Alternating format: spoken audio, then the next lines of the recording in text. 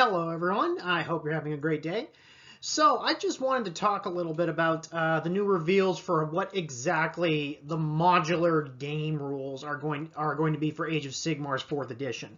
Now I'm not going to talk about every single little article they put out because let's be honest right here, as the months creep by, they're probably just going to start doing like trickle down rules until the final release. Like they're not actually going to show us everything. So, but I feel like this is one of the most important ones we're going to hear because this basically answers something I think a lot of people have been wondering about since basically this announcement is, will Age of Sigmar turn out like 40K, for better or for worse? And I think this kind of gives us some clues about in which direction the game is going to fall.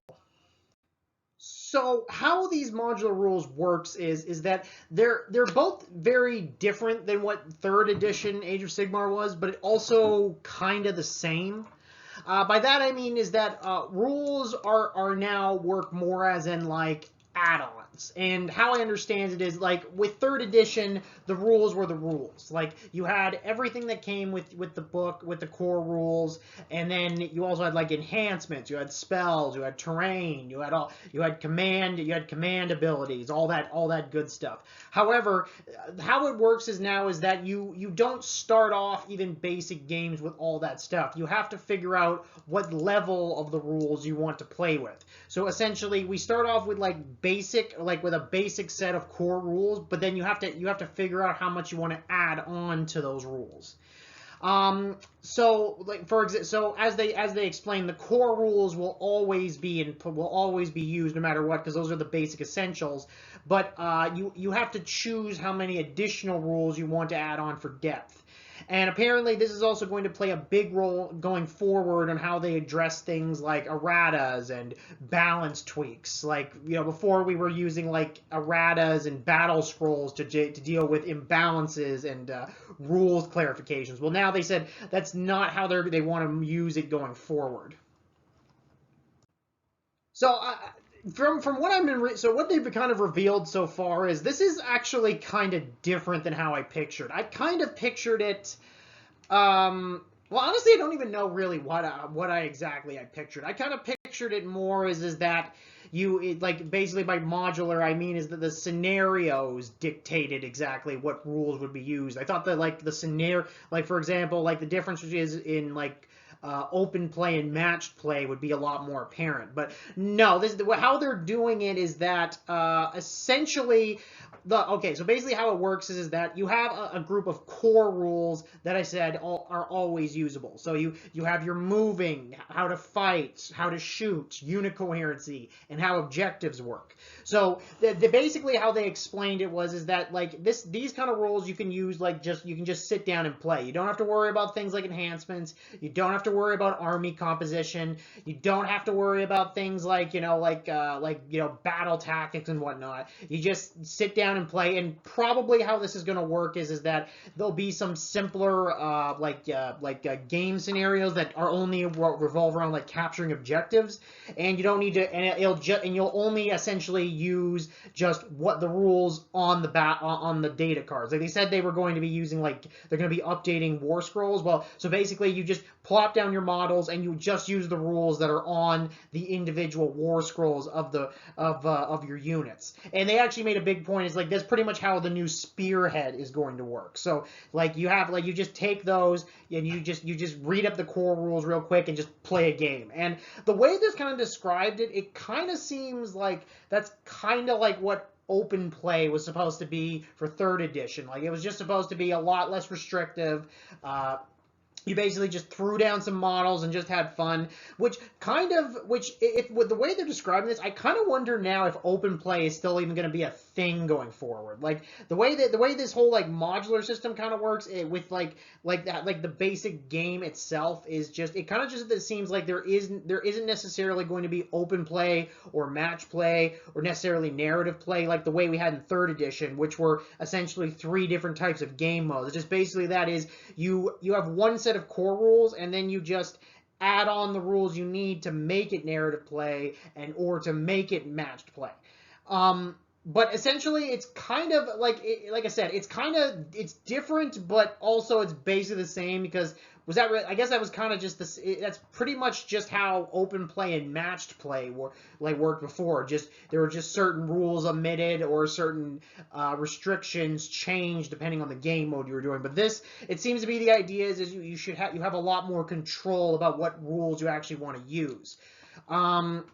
So essentially how it works, because now more advanced rules, that the one that create the depth in gameplay, these are now optional add-ons. So like they were saying, like you don't necessarily need to know like the magic table to play a game. You don't need battle tactics to play a game. You don't need army composition. So how I think this is going to be working is that like I said, like essentially, the army composition is now going to be an optional thing. Like for example, with the spearhead, I think how it's going to work is that you're going to have a much more limited way to not limited, but much more open way to create your armies. Like, because right now in 3rd edition you need a certain amount of battle line, a certain number of characters. Now I think what it is probably with the core rules you'll probably only maybe need like just a hero and a couple battle line, and then just do whatever you want. But then as you add more rules, like if you want to go for more advanced rules, then it's going to put more restrictions, such as, okay, well, you can only have a certain number of heroes. You have to have a certain number of battle line, but there's also a restriction on how many monsters you can have, like et cetera, et cetera. Like, so now I also kind of wonder if it's going to work both ways too. Like, for example, because the way they kind of showed it in the article is that the advanced rules were kind of like commands, terrain, magic, army composition, and they kind of showed like, for example, with matched play and narrative play, certain things are missing. So for like in narrative play, there's like no battle tactics. But I wonder if will they allow you in the rules to just basically like if you're playing matched play, can you just just remove certain things? Like you can just like play match play but without terrain, or play match play without magic. Like, is there a way to do that without impacting the game rules too much? Because if they do allow that, I'd be very interested in how that would work.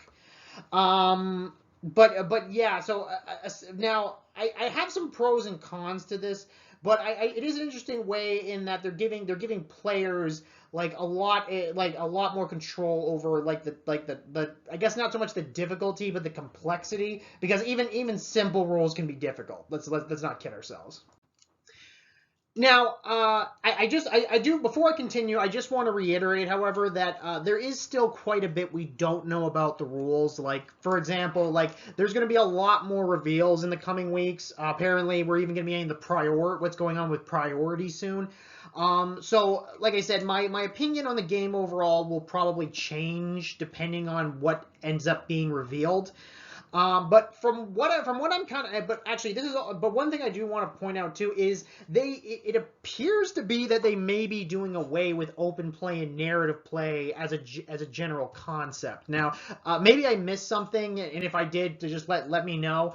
But it seems to be, just from this alone, that there seems to, like, open play seems to be being replaced with the idea of spearhead, and narrative play seems to be being replaced with the idea of path to glory. And I think that honestly makes perfect sense. Open play especially, I kind of feel like it was a nice idea for 3rd edition, but I just feel like it just never really caught on in any real large manner, because the whole idea of open play just being a more simpler version of playing the game than matched play. But I feel like most people just would rather just play matched play and just like house rule certain things to make it simpler, which honestly I feel might even be where GW got this whole idea of modularity.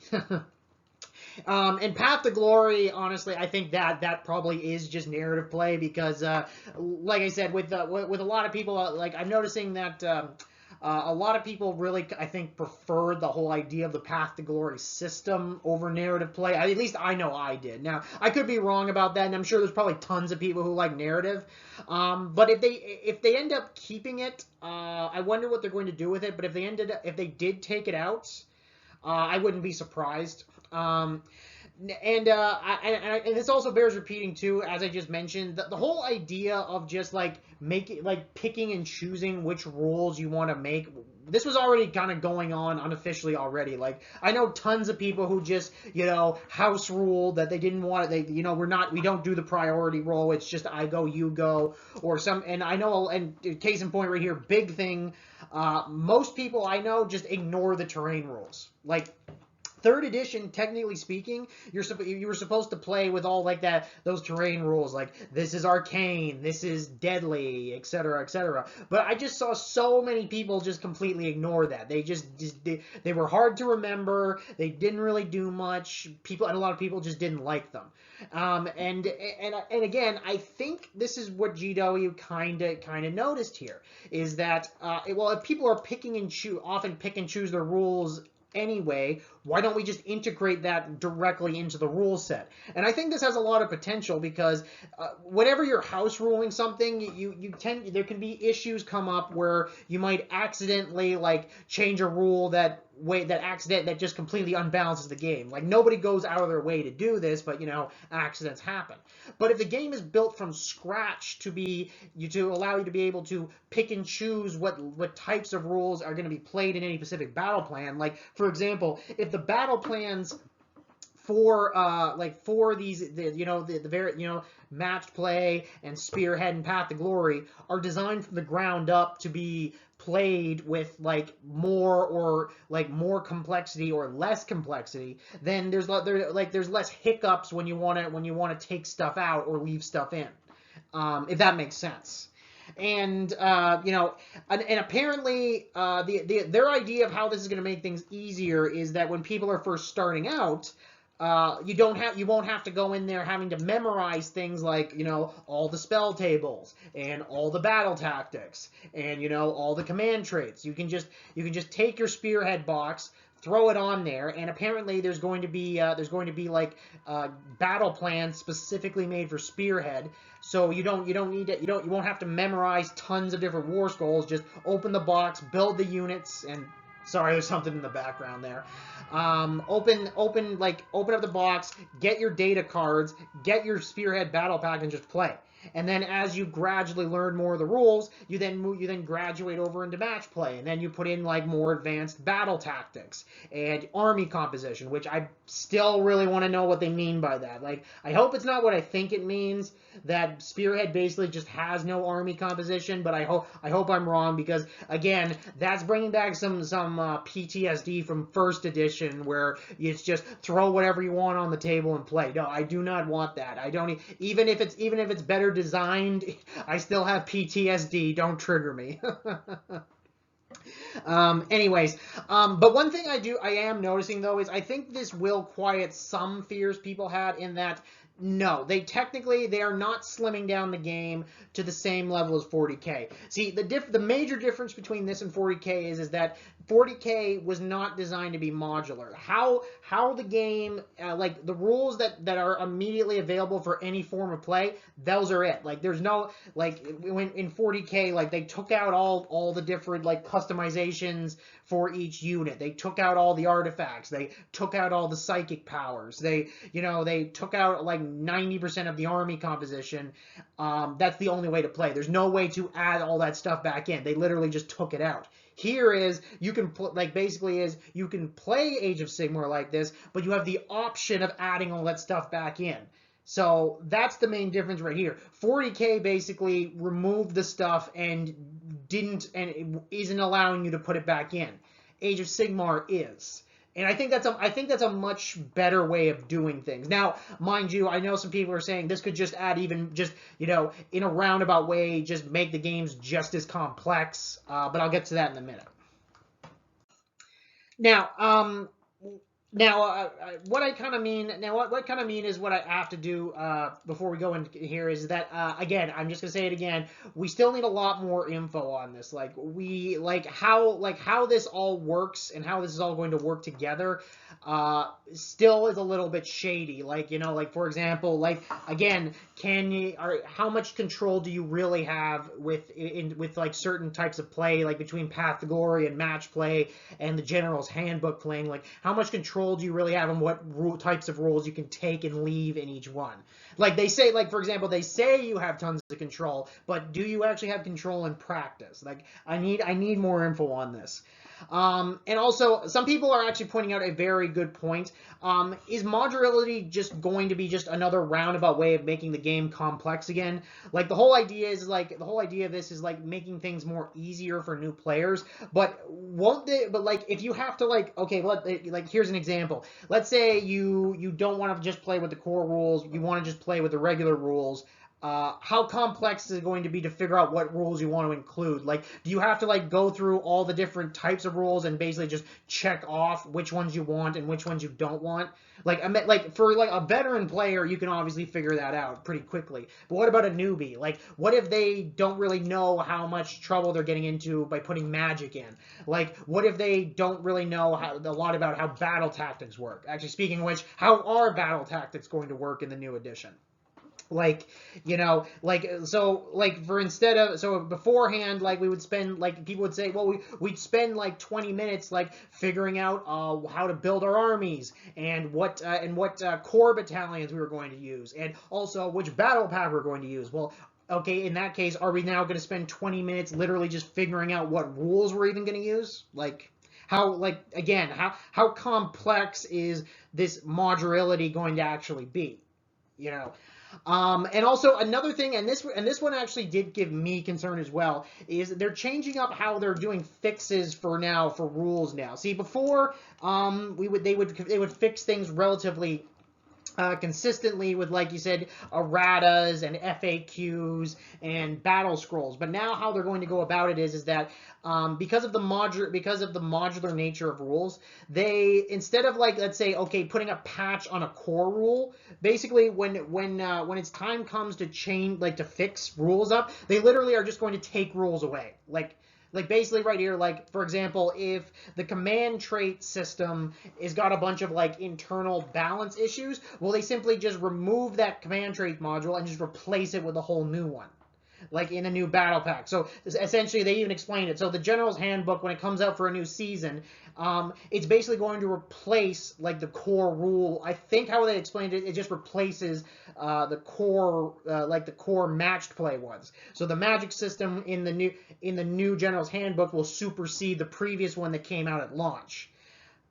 I'm not exactly sure how I feel about that. For the biggest thing being is that, okay, well, how long are we gonna have to wait for fixes? Like, one of the big things about FAQs was if they did make a mistake, like case in point, like with like Iron Jaws, like some of their weapons didn't have the right Ren characteristic. Is that just gonna stay the way it is for like 6 months to a year until you put out a new General's Handbook to fix things?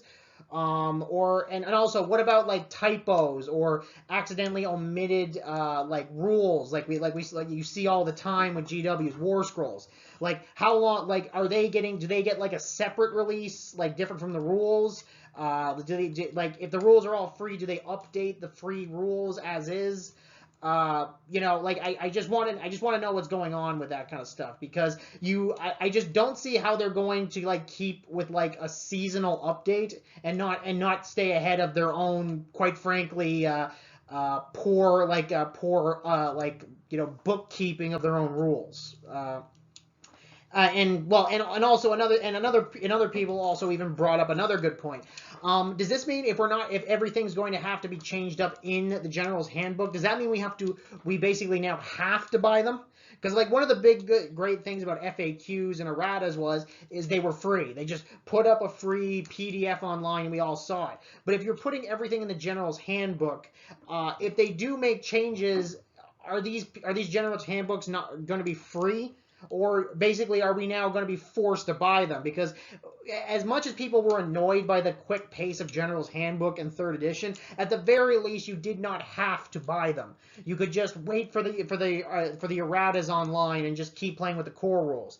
But if now basically the updates to the game are now going to be happening through the General's Handbook, are we basically going to be blackmailed into buying General's Handbooks every 6 months? Because I wouldn't, to be fair, I wouldn't put it past them to do that, but I really hope they're not. So again, a lot, and again, and I will acknowledge too, a lot of these concerns are just quite frankly down to ignorance. I still don't know a lot of information about what's coming out. But I will admit though, this did alleviate some of my fears that no, we are not. The fundamentals of the game are not being like streamlined to the level of 40K. At least at the glance that I'm seeing, it's just what's happening is that they're being rearranged in such a way that you don't have to play with complexity. So overall, my thoughts on this little bit of information coming out. Well, I would say they're mixed. On the one hand, they did alleviate some questions I had, but then they also created a whole bunch of new ones. Like, okay, so basically from the looks of it, no. Age of Sigmar is not being streamlined to the level of 40K, because everything that we currently have now is staying. I don't know how complex it's going to be when the game comes, but it's going to be there. Like, we're not losing magic, we're not losing command traits, we're not apparently losing, and it looks like we're not losing certain enhancements. I'm still not 100% sure what's going on with artifacts, but it does seem we're not at the very least we're not losing as much as 40K did between 9th and 10th edition. However, there's definitely a lot of this does create a whole lot of ambiguities about how they handle typos and updates and war scroll changes in a timely manner that won't require us to have to buy books every 6 months. And in addition to that, there is still some issues with, like, well, how complex and how much control do we really have when it comes to rules creation? Like, you can say we have a lot of more control over how advanced we want the games, but how much can you actually really take out or put in before the game just gets ruined accidentally? You know, I'm just kind of wondering how much thought really went into this modular game design. Overall, I would say, yeah, I would say I have definitely a positive view. But having said that, I'm still going to keep a close attention on what's going to be happening in the coming weeks, because again, here I'm also not someone who despises the way 40K ended up, but I do think there was a little bit too much whiplash between 9th and 10th edition. Like, I think maybe there should have been maybe a little bit more of a stopgap. But that's, like I said, that's kind of just that's just 2020. Ugh, another thing in the back. Anyway, what are your thoughts anyway? Hope you enjoyed the video, and yeah, have a nice day.